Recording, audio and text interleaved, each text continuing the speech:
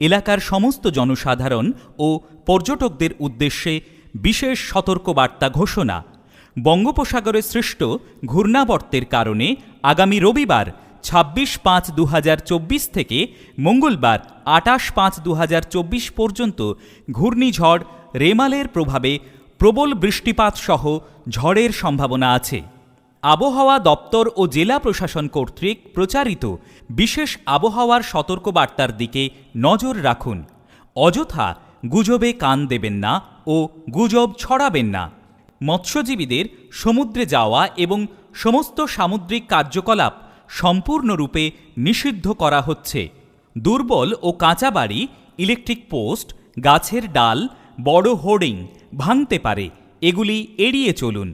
প্রশাসনের নির্দেশ অনুযায়ী প্রয়োজনে নিকটবর্তী ফ্লাড শেল্টার অথবা ঘূর্ণিঝড় আশ্রয়স্থল অথবা নিকটবর্তী পাকা স্কুল বাড়ি প্রভৃতি নিরাপদ স্থানে আশ্রয় গ্রহণ করুন।